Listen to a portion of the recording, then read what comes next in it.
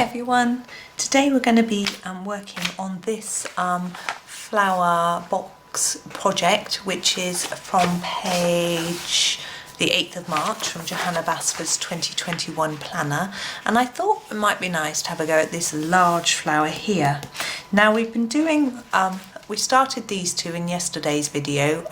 There was a link to that somewhere. It came up on might have come up on the top of the screen, or they'll be in the description. So, but I thought we'd have a go at this one. Now we were doing sort of mixing up colours, so we're going to do the same with this one. And what I've decided to do for this one is a red, and I was going to do yellow, but I think we'll go with this. So I think we'll go with the Turmeric Yellow and the True Red, and mix these up together. So I'm just going to sharpen the red. I'm going to start with the red because, as you may have noticed, I do like to start with the dark colours first. And I'm going to start with the red. Red on the inside or the outside? Red to yellow or yellow to red? Red on the inside. For me, it just feels the way to go. Can't tell you why. So here we've got these little seeds as well, so we need to try and colour around those. But as I discovered in the last video, which you may or may not have watched yet, they can be coloured over in black, even if you've got some colour on them. So you see what I'm doing? I've started off dark and I'm just phasing it up. I'm not going all the way to the edge because I want some of that yellow to show up on its own. The idea for this one is what will happen is, obviously when we put the yellow on top of the red, it will go orange, and I hope we get a sort of a red area, an orange area and a yellow area. But we'll see how successful my blending idea is. So as you can see, lots of layers, very heavy in the middle and then lightening up, trying to avoid that seed towards the edge. Now for this middle section, this is fairly easy because we've got quite a lot of space, but as we go out we'll see there's less space for putting colour in, so I have to have a think about how I'm going to approach that. But at the moment we'll just keep going with this.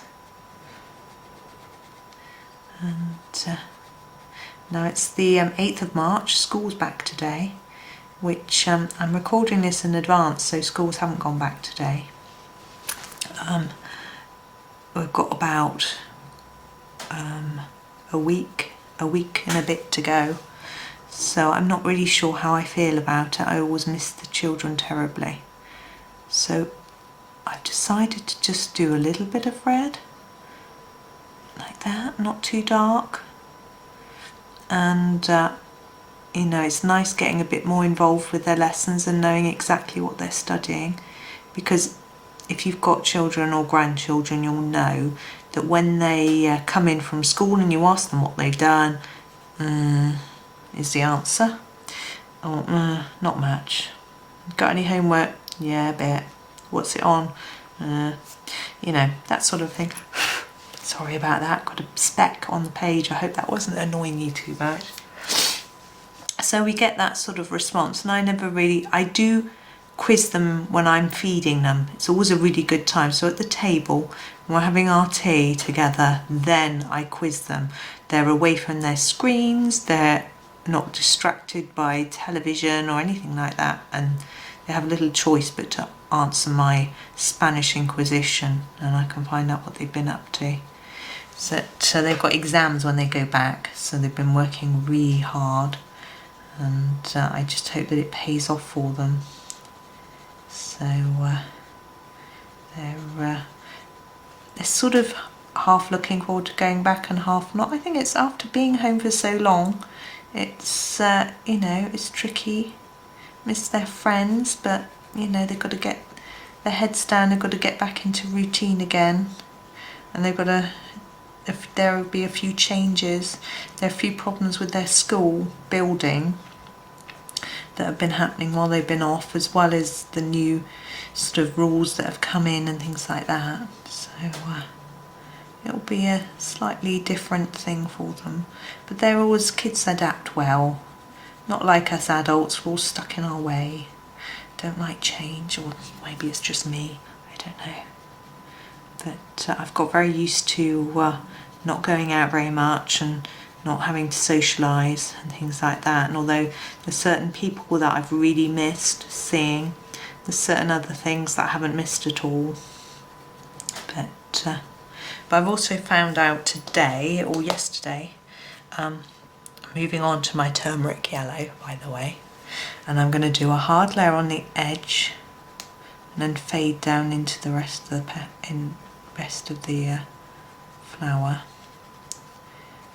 I'm going to press quite hard with this one and try and actually just blend it on one layer. Let's see if it works. Yeah, I found out that my work is not going to be as busy as it has been. My main clients said to me, I'm not going to be needing you so much soon, and so you might want to look for something else to sort of top you up, as it were, because I can't give you full-time work. And actually I was like, okay, I can actually have a holiday.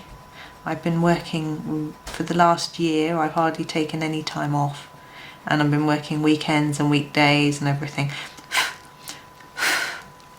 The thing with being self-employed and freelance is that when there's an opportunity for lots of work, you sort of jump at it. So that's what I did. I also found that burying my head in lots of work helped me stop dwelling on other matters, which was quite handy. And then when I was finished work, I could do some colouring, and it was all good. That one hasn't blended at all well, can you see? So I'm going to go back in with some red after. So we're just getting a layer down all over. I'm pressing quite hard with this yellow. It's quite orangey, isn't it, this yellow? But I like it, it's blending up quite nicely. Anyway, so yeah, but I think now's the time when we'll be allowed to start going out a bit more by the end of the, I think, by the end of the month. And I need to start thinking about exercising a bit more again, and I won't have so much help from the children in the house because they'll be at school, so I'll need to do a bit more housework on my own, things like that. So I need to be spending a bit more time doing that. So I actually saw it as quite a positive thing. I knew it wouldn't last forever anyway, so I was just taking advantage of it while I could. And I'm lucky in that my husband has got a very secure job and earns well. So the money I earn is really just pocket money. Wow, it's so vibrant, isn't it, that? I'm going to carry on round.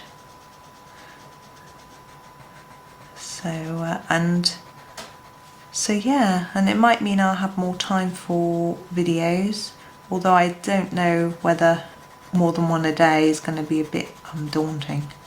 Probably a bit too many for people to cope with, but we'll see what happens. I might get ahead with some, you know, like these calendar pages, for example, because I tend to publish them weekly, so I might could get ahead with the calendar already for the whole year or something like that.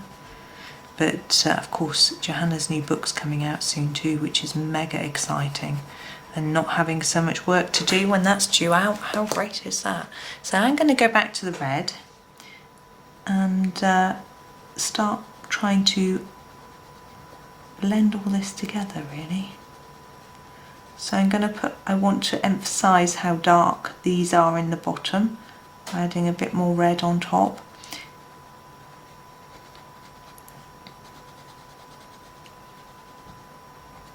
And making sure that I add a little layer here to try and get that to blend together. I'll go back over with the yellow in a minute. I think sometimes it's tempting to just sort of hurry and make that do, but if you want a big effect, then you have to be a bit more patient. It depends what you're after. Sometimes I have to say I just want to get a picture finished and done, just that feeling that I've done one, and other times I don't care if it lasts 10 years to finish because I'm enjoying it so much. I just want to enjoy every detail. My mood changes from picture to picture, changes from day to day. I'm really desperate to finish Enchanted Forest so I can do the flip through for you, but I've still got 40 pages left, which is a lot. So it's going to take me a while, so I have to keep telling myself to not think too much about it, slow down a bit, because it's not going to just finish itself. It's not, you know, if I try and rush it, I mean, it'll look messy and nasty. I do find though, I start a picture and think I'll just do this one quickly, and then I end up deciding to add this detail and that detail and bits and bobs, and it takes a lot longer. I hope you can see what I'm doing. I'm just re-adding that dark layer of red that we put in to start with and blending it in a bit more. And going around each petal. My son's coughing today. I don't know why. It should be okay. He hasn't been out. Right, so yellow. This one's a bit crumbly. You can see when I sharpened it, I don't know how close it's going to be blurred, it chipped away at it because I used my pencil sharpener that was blunt. Let's use this one. Look, it's a big chunk has come out. Can you see that? But that may be the impact of the previous.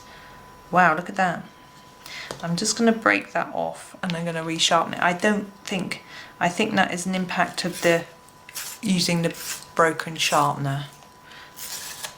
So now I'm going to resharpen it and see whether we can get a nicer, yeah, that's much nicer. So as I say, I think that was from the fault of the sharpener, not the pencil. I'm going to go back through and blend all this together again, just on the edge.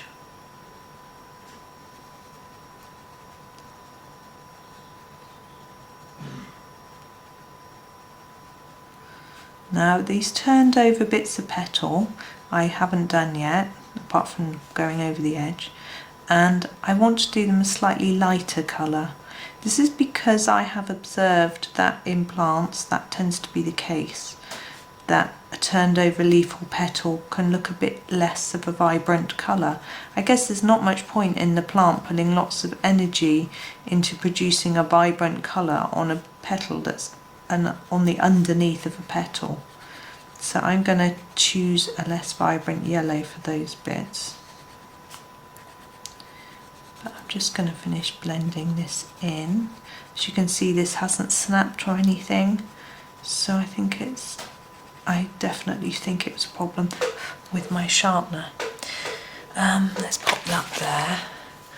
Oh, sorry, put my hand in front of the camera. That's brilliant, isn't it? So I'm going to go for this slightly, it's called a lemon yellow. It might be a bit too pale. I just need sharpening. And I'm going to just do these bits. And if it looks too pale, I can put a little bit of the turmeric yellow on top. But I think it's going to work. For me, anyway. I'm happy. I like that. And it's up to you if you want to make it darker. Now that's centre. I'll think about it in a minute. I'm thinking brown, and actually we might do the seeds brown. We've got a few nice shades. I'm going to pick this one. This is the dark chocolate brown, and this needs sharpening. That's what I say. This needs sharpening. So I'm going to do it darker down here on the bottom and then fade it up. I'm not going to complete colouring that, I'm going to use a different colour, but I am going to do the seeds in this dark colour. And we're going to do a bit of white on this one like we did on the other flower. I think once you start doing white dots on flowers, you have to do it on them all, or else it looks a bit strange. So to complete that centre, I'm looking at the browns. I'll show you what we've got. So we've got, this is a darker brown. I don't want to go darker, I want to go lighter. This sienna brown will do for me. And I'm going to grab this one, which is the rust red. Sorry, I'm pushing them out of camera. So I'm going to do a little bit of the sienna brown here.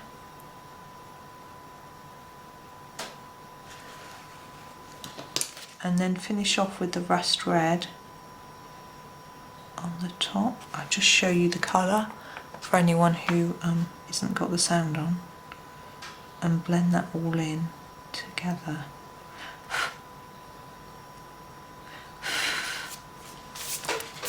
A lot of bits on my page. There we are. And now white. So we're going back to our jelly roll, which we used for the earlier video. I'm going to put a little dash there.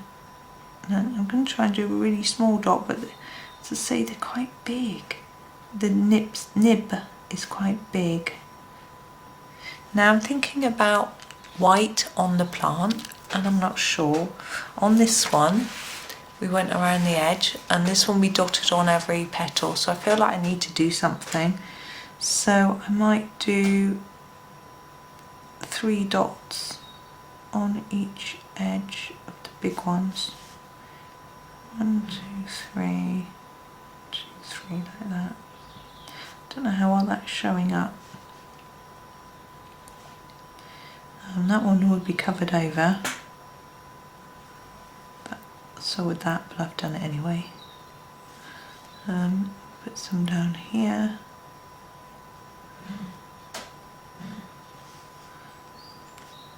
I'm not sure how well that's really working. It's always hard to tell until you've finished and sort of look at it all from a distance, sort of thing.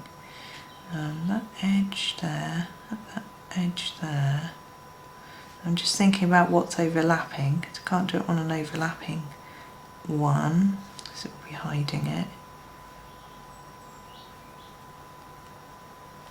Let's see. Not sure if it adds anything, but we'll leave it like that. I think if I do any more, it's going to look even more odd. Right, now for this plant, we have a stalk, and we have, we have a stem here, and 2 leaves, one here and one here.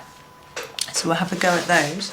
And I'm looking at the greens and seeing what to choose, and I'm thinking this sort of earthy green colour and this one. I like this combo. I think they'll go with these colours. So I'm going to just push it up a little bit so we can see the stalk. I may not do this top leaf because it depends on the time. I don't want to bore you silly, going on too long. So I'm going to start with this dark colour and then fade it down towards the centre of the stem, and do the same here, starting at the bottom and fading it upwards. I'm just trying to work out where this petal leaf starts, and I think that's the bottom. So I'm going to take some of this colour here and start off just colouring it a little. And the same on this side. I'm just looking carefully because we don't want to colour over anything that isn't the leaf, especially in a dark colour. It's difficult to erase. I mean, of course, we all make mistakes, it happens, but we can take a few minutes just to check, just seeing if you can see that, which you can. If you take a few minutes just to look and check, or seconds even, certainly not minutes, then we know that it's going better.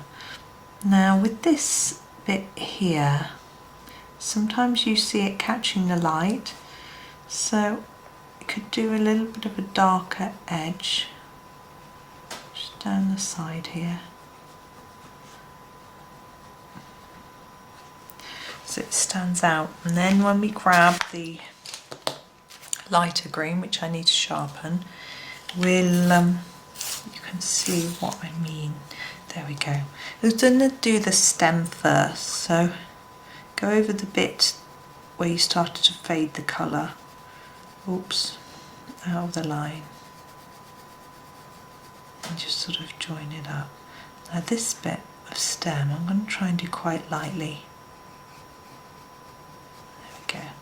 And now we'll colour over this, and I'm going right over the top of what I've already done, and if I feel there isn't enough definition of colour and it doesn't sort of fade out well enough or whatever, I'll go over it again. Now this is quite scratchy, if you can hear it. There, I've turned it round. That side isn't quite so scratchy. It just sounds a little bit scratchy. It doesn't feel that dry. I've got some pencils that are really hard and dry, and they certainly don't feel like those. What are they? Derwent Artists or Studio, something like that. They're quite hard. And Prismacolor very thin. I've got those. And they're very useful if you want a tiny line or something like that. You can sharpen them to a point and they'll do a hard line without wearing down. So you can do fur, eyelashes, hair, you know, that sort of thing.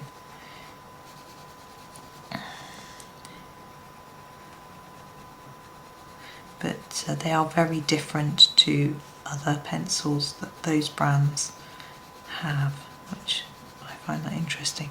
Now you can't really see that this is that much darker than this, so I'm going to go back to the jungle green that I was using before. I don't know if I told you the colours. This one's the moss green. So I'm going to go back to the jungle green and just re-emphasise that dark colour at the bottom. Now the nice thing with the Artezas is you can build up the layers of colour. I think most quality pencils you can anyway, and they do blend together nicely. Now these in the tub, they were a fairly good price, I thought. I think they're $17.99 for 48 pencils, so it's less than 50p a pencil. Now something someone shared on a Facebook group the other day, which I noticed, was that I'm going to go for a I'm going to brighten that up with a yellow. Because we've got yellow here, it looks a bit dull. So which yellow? I think I'll just go for this one, the lemon yellow, and just go on this area here where I want it to look brighter. And it will bring it together, it will blend it, and it will just lighten it all up. Anyway, they were saying that Arteza have now their expert set, which are the tins, have just come back into stock. I think they've been out of stock for quite a long time, and I think it may be to do with some of the problems that people were highlighting that they were having with them. Maybe they were testing and adjusting, I'm not sure. But this is on their own website. I can't speak for Amazon, I don't know what was on there.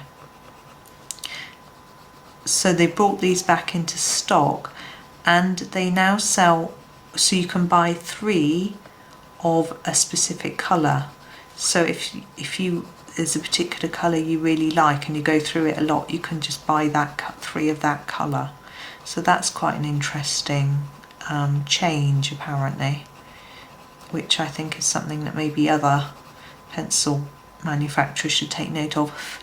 Okay, now the only thing I haven't got now is that definition where I drew a line under there, do you remember? So I'm going to sharpen this one again so that it's got quite a point, and then try and just define that line. Because Staedtler Ergosoft, for example, who I obviously love, they only do open stock, meaning singles, for certain colours, for the 24, not for all 36. Be lovely. Can you see how that has made a difference? And what I'm going to do with this sharp point is also do a little bit under here, just to define that, to make it look slightly more three-dimensional, because I notice here it's quite light actually, and it really wouldn't be. There'd be a bit of shade under there, and just there. I've done that bit already, but I'll do it again. There we are. I think I'm going to leave that there. I think I'm rather pleased with that, and I'm not going to do that other leaf. It would be done in exactly the same way. I don't think you really need to see me do it, and I think you're going to fall asleep if I do it do another one the same. So there we go. Thank you for watching. Hope you enjoyed that, and happy colouring.